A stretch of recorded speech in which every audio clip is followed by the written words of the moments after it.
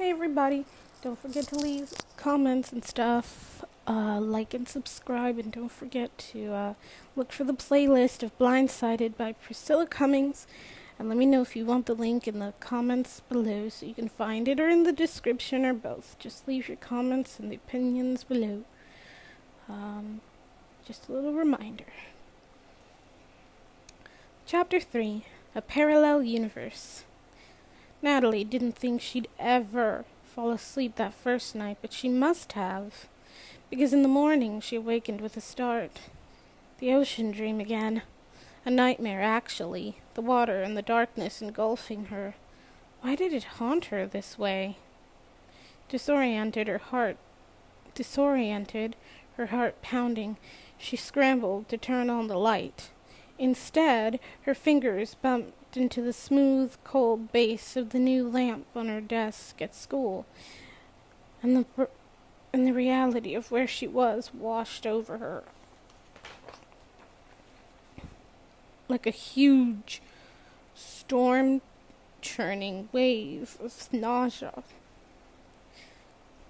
A strange institutional hum came from somewhere outside the room. Natalie rolled over and pulled the blankets over her head. How long did she lie there? Did she fall back asleep? A knock at the door awakened her a second time. Natalie, do you need some help this morning? The voice was an older woman's, possibly the dorm counselor she'd met the day before. Natalie whipped the blankets away from her face. No, she called out. No, thank you. Accepting help meant she needed assistance, and that would be admitting to a problem. I'm okay, she added, before pulling the covers back over her head. All right, hun. Just to let you know, it's 7 o'clock. We'll gather in the lobby to go to breakfast in half an hour. She could stay where she was, Natalie thought, gripping the edge of the blanket. Just stay in bed, hiding out. But there were no locks on the door, so they would come in, wouldn't they? They would force her to go to class. Then she'd be embarrassed, and they would call her parents, and her mother would get all upset and ask Natalie's father if she'd already forgotten everything that they had talked about. What's going on? What's going on? What's going on? What's going on? If her mother got upset, then her father would get upset. Then her father would get upset too. We shouldn't have forced her to go, Jean. Stop it, Frank. You know she needed to do this, and everything would get off to a really bad start. Natalie did not want things to get off to a bad start. Sighing, she pushed the covers off and forced herself to sit up. She reached for the tinted eyeglasses she had left on the desk beside her and groaned when she saw again, with her small circle of vision, how she was awash in all that beige wall, and all the beige wall, and all that beige walls, floors, doors. The bathroom was 10 steps to the right of the small shag rug beneath her feet. The tile floor was cold. She winced and walked fast. 7 o'clock. Her father would be in the barn milking goats.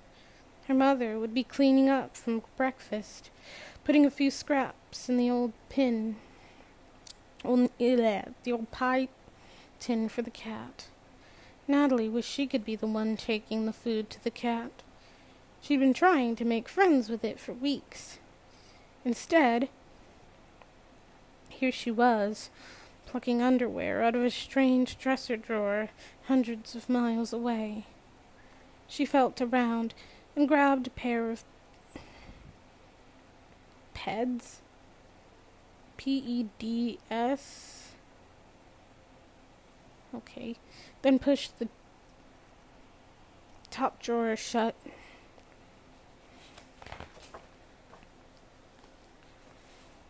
T-shirts were the top drawer. T-shirts were the third top were a drawer down. Wait.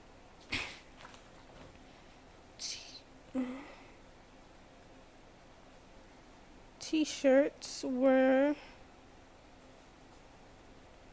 Okay, T-shirts were third top drawer down, sweatpants in the bottom.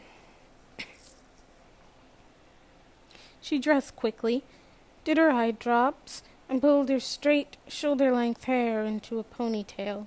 Finally, she put on her baseball cap, fishing her ponytail out through the back opening, and found the pink stone which she'd left beside her hairbrush, and pushed it into the right pocket of her sweatpants.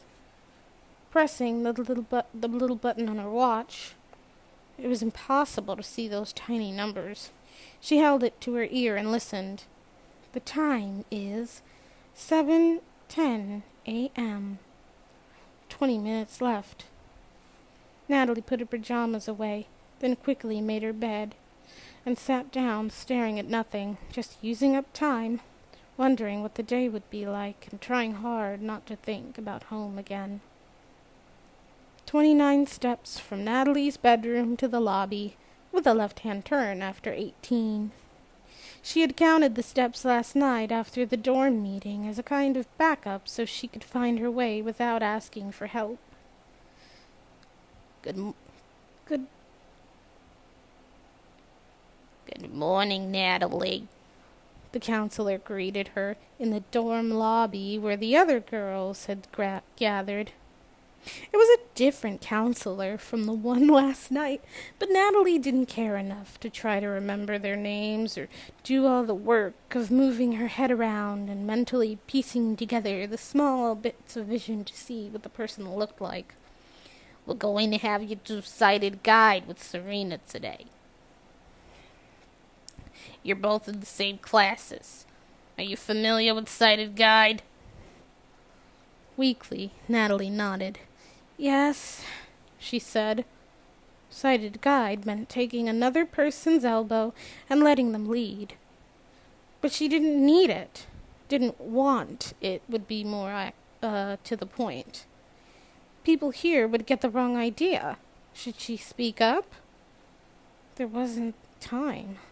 The others were on the move, most of the girls swinging canes in front of them. Natalie had to step out of the way. Serena sidled up to her. I'm not awake yet, she mumbled. I'll try not to lead you astray. Natalie turned to her. I'm not blind, she blurted. Serena sniffed. No? She shrugged. I'm not either. Natalie frowned. But, come on, I need coffee, Serena said. Confused, Natalie took Serena's left elbow with her right hand, swallowed her pride, and let the girl lead her out the dormitory door, and down a cement sidewalk toward the dining room. Somehow Serena knew where they were supposed to sit, and threaded their way between tables to the right one. Slowly, other teenagers joined them. Some used canes that they folded and put on the floor underneath their chairs. A couple mumbled good morning, but most simply sat down without a word. They're setting a platter of French toast on the table, Natalie. There's also hash browns and eggs, and you can also have cold cereal instead. French toast is good. Yeah, Natalie said. She felt her stomach rumble.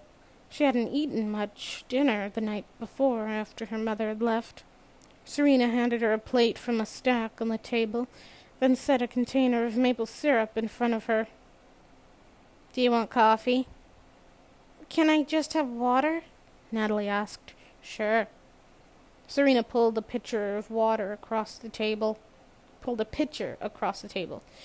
There's a stack of cups right there in front of you. Natalie busied herself with breakfast. The French toast was thin and tasted funny. Not at all like her mother's. And the maple syrup was the imitation kind with a funny with a gummy texture, not like the real stuff they made themselves back home. Natalie ate it all anyway, washing it down with 2 cups of water. So, you thought this place was just for the blind? Serena asked after they'd finished eating. She sipped her coffee and held the mug in her hands. When people stayed in one place long enough, Natalie could get a pretty good look. She noticed how Serena was dressed in all black again today, and the long-sleeved shirt she wore had holes toward the ends of each sleeve where her thumbs popped through. I did think this place was for the blind, Natalie replied. I mean, this is the Baltimore Center for the Blind, isn't it? Serena smiled.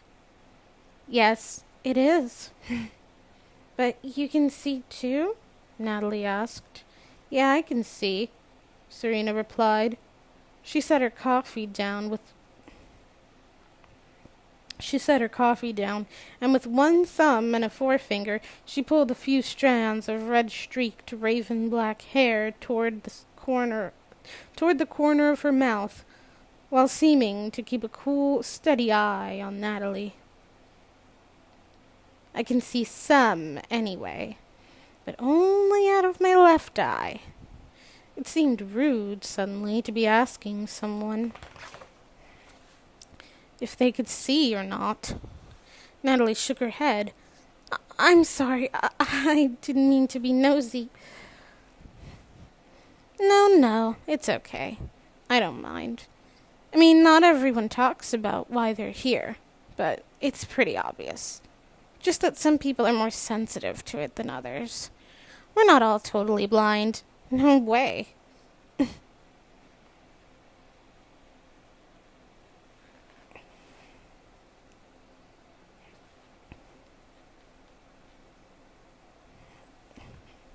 Serena beckoned for Natalie to come close. Then leaned toward her and lowered her voice again behind her hand. Okay. The kids at our table? Natalie glanced around best she could. Right across from you? That guy? The tall one? That's Sheldon, Serena said. He has Leber's disease, where you lose the central part of your vision, but you could see out the edges. And next to him, that's Jeremy. JJ, we call him. He's totally blind, and he has been since he was really little. The boy who looks Indian, he's new. I don't know if it's Arnab or Arnab, but I'm gonna call him Arnab, just 'cause I'm a dumb American, so yeah. Arnab. He's cute, isn't he? Arnab? Yes, I met him yesterday at a reception, Natalie said, recalling how her mother had introduced them to a couple families, despite Natalie's desire to skip the event. She remembered that Arnab was handsome, even if he... Excuse me? Was handsome, even if he held one of his arms across his chest in a funny way. And he spoke so precisely, with an accent. I am very pleased. I am very pleased, which sounded like please said, to meet you, Natalie. Arnab's mother wore a colorful sari and had leaned toward Natalie, whispering that Arnab lost his sight in an automobile accident. He is such a smart boy. Such a good boy, she'd murmured softly, before her voice cracked. I don't know anything about him, but he must be a brain, Serena said. I hear he wants to take calculus. Serena's voice grew softer. Okay, Eve, next to me, over here. The girl with the ponytail? She's never had vision. Her little brothers used to steal her food. That's why she's hunched over and has her arms wrapped around her plate. But you can't tell her that no one's going just to rip off her food here. To rip off her food here. I mean, why would we? Straightening up, she stopped whispering. Us kids in the academic program, we're sort of like a parallel universe here. We're in the minority anyway. There's only like 25 of us. 25 of us, yeah. She ran her index finger in the remaining maple syrup on her plate, and licked it. And Natalie could see that the wires in her braces were black too. There were only 25 of them. Natalie glanced around the large room at the other tables. Who else is here, then? Natalie asked. A lot of younger kids, and... A loud wail suddenly pierced the air, interrupting Serena. Those kids, Serena said. Over to your left. Natalie could see the wheelchairs gathered around several tables. It appeared that most of the kids were strapped into their chairs and were being fed by adult helpers who sat beside them.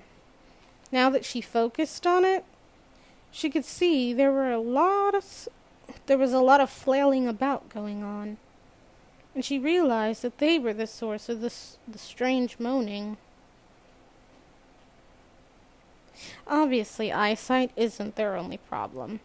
I think the state just doesn't know what else to do with them, Serena said. At least that's what I've heard. First time I saw them, I was totally freaked. I thought, holy, is that going to happen to me? Besides being blind, some of them can't even walk or talk or anything. Really? Natalie couldn't even begin to imagine what kind of life they had. You get used to having them here, though. Gosh, I feel sorry for them, Natalie said. Oh, yeah? Oh, yeah, me too. Serena agreed. But still, they ought to warn you about it, you know. Anyway, that's why we're like in this parallel universe here. A parallel universe. Natalie tried to look around at the kids in her group. She knew next to nothing about the other students, other than a few first names. Serena, of course. Serena with her black clothes and, Natalie now realized, black nail polish. She was a little pudgy, but she had a round, pretty face and seemed to pride herself on being outspoken. At the first dorm meeting last evening, brief because not all the girls had arrived yet, Serena had been blunt about her feelings on a number of issues. About lights out at 10 p.m., that sucks. About this tight schedule. Where is my downtime? When will I watch Dr. Phil and Oprah? Y'all are gonna stress me out. And with regard to cell phone use only after 8 p.m., this is like prison.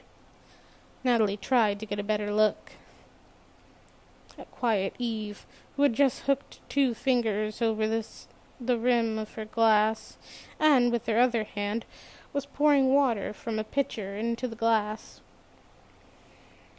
So that's how they did it.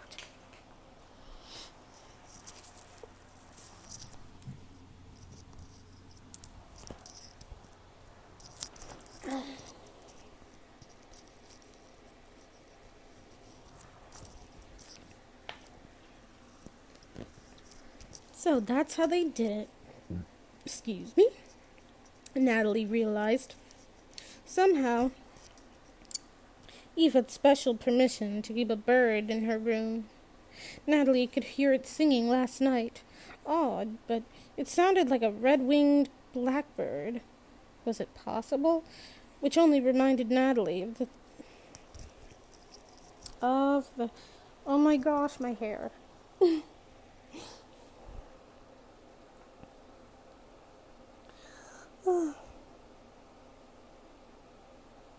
creek back home. How fast yesterday's trip had gone, even though it had taken more than 5 hours for Natalie and her mom to drive across the state from Holly in Maryland's western mountains to Baltimore near Chesapeake Bay. A black bear had been spotted in the hills that morning, not far from Natalie's home, and her father thought it best to stay back and keep an extra eye on the goats. She and her mother shared tea from a thermos and nibbled on snickerdoodles that Meredith had brought over as a going-away gift. When her mother announced that they had arrived at the school, Natalie didn't want to believe it. "We're here already?" She sat up as the car slowed over a speed bump. All Natalie could see outside were trees. Lots and lots of trees, clumped together in a grayish-green cluster. She swallowed hard. A knot had rooted itself in her stomach, and the moment they had turned out the farm's rutted dirt driveway, and it had grown with every passing mile. By the time they reached the entrance to the school in Baltimore, the knot had become so large that Natalie could barely breathe. Can we go get an iced tea somewhere first?" she had asked. "Couldn't we just drive around here and, couldn't we just drive around the area a little first, please?" "It's time," her mother had insisted, her voice calm but edged with fatigue. "You know it's time. You need to learn these skills." But it couldn't be time, Natalie thought to herself. New skills would only be necessary if Natalie went blind, and that just couldn't happen. Natalie did not want to lose her sight. No way. A world of darkness? A world alone? "It's going to be all right," her mother reassured her as they continued up the driveway. But Natalie wasn't so sure. She slid down in the car seat and fixed her narrow gaze outside, saying nothing as her mother drove the long, shaded entrance to the school. Because sometimes when you're scared, really scared, you just shut up and do what people tell you to do.